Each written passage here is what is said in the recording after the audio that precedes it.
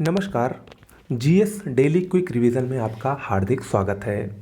आज हम लोग इस वीडियो में यूरोपीय कंपनियों के आगमन को देखेंगे। देखिए, वैसे ये वीडियो जो हमने आपको कल वीडियो बताया था उसमें जो स्वतंत्र राज्यों का उदय हुआ था उसका एक ही पार्ट हुआ है।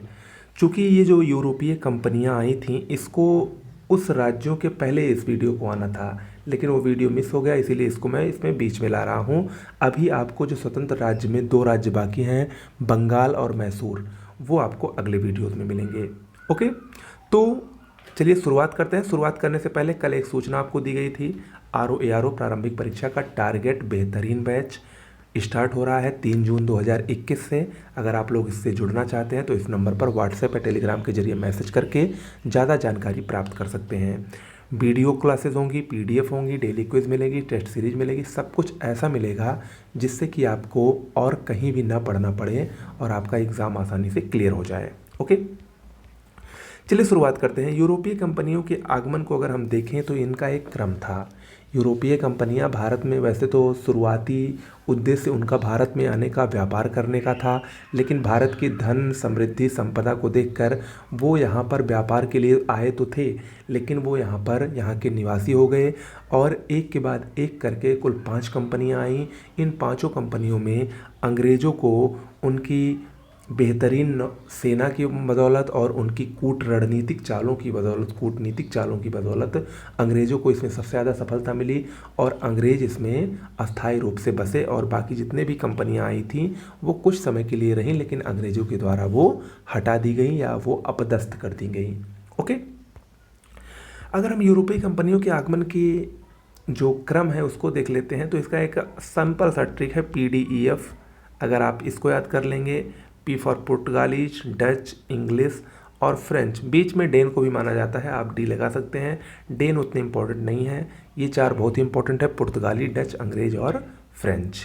ओके, सबसे पहले हम एक एक करके पुर्तगालियों को सबसे पहले देखते हैं। पुर्तगालियों में सबसे पहले 1498 ईस्वी में वास्को डी गामा कालीकट आया। कालीकट केरल के पास आया और वहाँ पर कालीकट के तत्कालीन राजा जमोरिन द्वारा उसका स्वागत किया गया। कई बार पूछा गया है ये प्रश्न कि वास्को डी गामा जब कालीकट बंदरगाह पर उतरा तो उसका स्वागत किसके द्वारा किया गया। उस समय कालीकट का शासक जमोरिन था। पुर्तगालियों ने उसका शासन किया, पुर्तगालियों का स्वागत जमोरिन ने किया। पुर्तगालियों के भारत में आने के 2 उद्देश्य थे। पहला, जो अरब के व्यापारी थे उनका भारत से काफ़ी ज़्यादा व्यापार उस समय चल रहा था, तो अरबों का एक प्रकार से प्रभुत्व हो गया था भारत के साथ व्यापार करने के लिए, उसको समाप्त करने के लिए। और दूसरा, ईसाई धर्म का प्रचार करने के लिए भी पुर्तगाली भारत आए थे। तो पुर्तगालियों ने भारत आने के क्रम में पहली कोठी की स्थापना या पहली फैक्ट्री की स्थापना कोचीन में 1503 ईस्वी में की।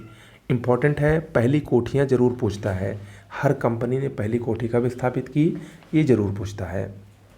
ओके, इसके अलावा पुर्तगालियों में पहला गवर्नर फ्रांसिस्को डी अल्मीडा था। फ्रांसिस्को डी अल्मीडा पहला पुर्तगाली गवर्नर बनकर भारत में आया।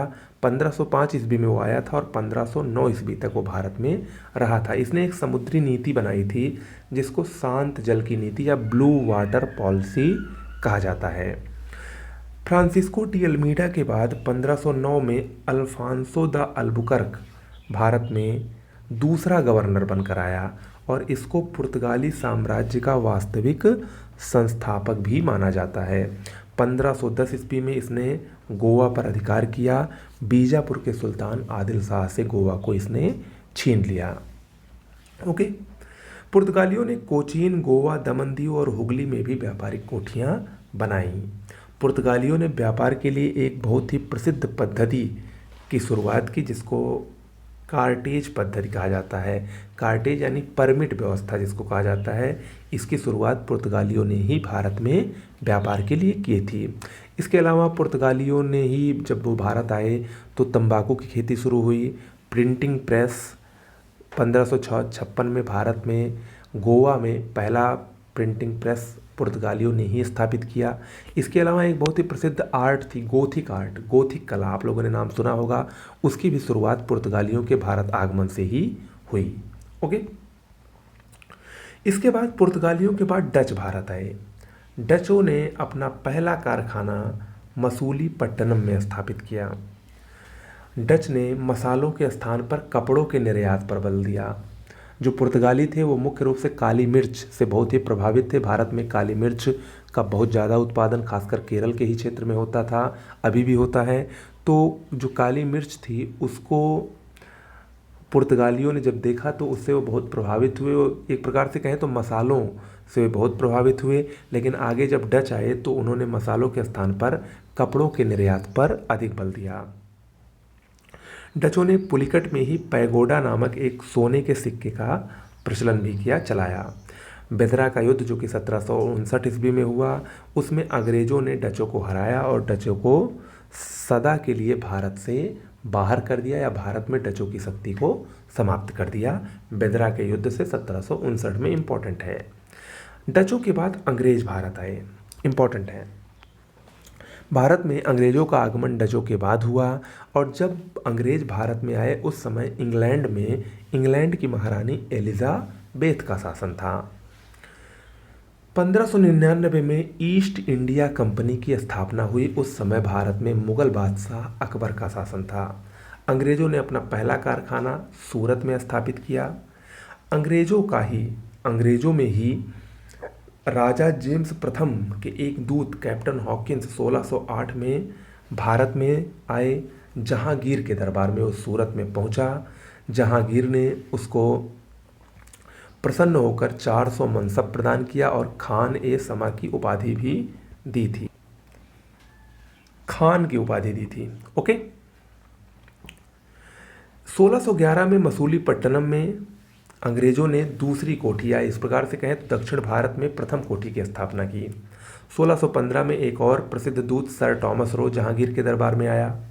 1698 में सूतानती, कलिकाता और गोविंदपुर की जिम्मेदारी अंग्रेज़ों को मिल गई और एक प्रसिद्ध अंग्रेज जॉब चारनाक ने इन तीनों को यानी सूतानाती, कलिकाता और गोविंदपुर को मिलाकर एक इकलौते नगर कलकत्ता का निर्माण किया और उसी में ही फोर्ट विलियम किले का भी निर्माण अंग्रेज़ों ने किया था। ओके, तो ये अंग्रेज़ों के बारे में। अंग्रेज़ के बाद डेन आए। डेन के बारे में ज़्यादा इंपॉर्टेंट कुछ भी नहीं है। 1616 में इनका आगमन हुआ। पहली कोठी इन्होंने ट्रांकबोर, तंजौर में स्थापित की थी। ओके, इसके बाद फ्रांसीसी आए। 1664 ईस्वी में लुई 14वें का काल था। उस समय फ्रांस में लुई 14वें के शासनकाल में फ्रांसीसी ईस्ट इंडिया कंपनी की स्थापना हुई। फ्रांसीसियों ने अपनी पहली कोठी सूरत में बनवाई। हालांकि जब फ्रांसीसी आए तो उस समय अंग्रेज़ों से इनको संघर्ष करना पड़ा। अंग्रेज़ों और फ्रांसीसियों के बीच में 3 बहुत ही प्रसिद्ध युद्ध हुए जिनको कर्नाटक युद्ध या आंग्ल फ्रांसीसी युद्ध के नाम से या एंग्लो फ्रेंच वार के नाम से जाना जाता है। प्रथम कर्नाटक युद्ध 1746 से 1748 तक हुआ और ये ऑस्ट्रिया के उत्तराधिकार के प्रश्न के कारण पर हुआ था। इसका कारण था ऑस्ट्रिया का उत्तराधिकार युद्ध। इसमें फ्रांस की विजय हुई और एक्स-ला-सैपल संधि हुई 1748 में। ओके, इसके बाद द्वितीय कर्नाटक युद्ध 1749 से 54 में हुआ।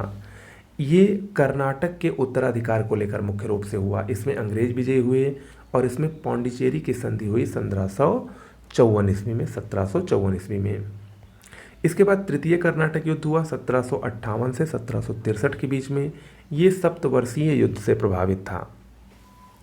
इसमें अंग्रेजों की निर्णायक जीत हुई और बहुत ही प्रसिद्ध युद्ध हुआ। कई बार परीक्षा में पूछा जा चुका है, वांडीवास का युद्ध। 1760 ईस्वी में अंग्रेजों और फ्रांसीसियों के मध्य वांडीवास के युद्ध में अंग्रेजों की निर्णायक जीत हुई। अंग्रेजों की तरफ से आयरकूट सेना का नेतृत्व कर रहा था जबकि फ्रांसीसियों की तरफ से काउंट लाली ये सेना का नेतृत्व कर रहा था। पेरिस की संधि से इस युद्ध को समाप्त घोषित किया गया और इस युद्ध के साथ यानी वांडीवास युद्ध के साथ ही भारत में फ्रांसीसी साम्राज्य की स्थापना के सारे अवसर अब नष्ट हो गए और अब फ्रांसीसी मात्र एक व्यापारी के रूप में बचे रह गए। उनकी सारी शक्तियों को अंग्रेज़ों ने नष्ट कर दिया। 1761 में अंग्रेज़ों ने पौंडीचेरी को भी फ्रांसीसियों के अधिकार से छीन लिया। ओके, तो ये प्रमुख रूप से युद्ध थे और ये भारत में यूरोपीय कंपनियों का आगमन का क्रम है और उनसे संबंधित कुछ महत्वपूर्ण बातें हैं। ओके, कैसा लगा वीडियो ज़रूर बताइएगा। अगर आपको हमारे इस वीडियोस के साथ कंटिन्यू रूप से जुड़ना है तो आप हमारे चैनल को तुरंत सब्सक्राइब कर लीजिए, पास में लगे बेल आइकन को प्रेस कर दीजिए ताकि आपको हमारे हर वीडियोस की नोटिफिकेशन से पहले मिले। प्रारंभिक परीक्षा RO ARO बैच से एक बार अवश्य जुड़ें। निश्चित रूप से इससे बेहतर तैयारी इतने बेहतरीन प्लेटफॉर्म पर करने का अवसर आपके हाथ में फिर नहीं आने वाला है। तो देर मत करिए, इस अवसर का जल्द से जल्द ज़्यादा से ज़्यादा लाभ उठाइए और इस बैच से जुड़िए। नमस्कार।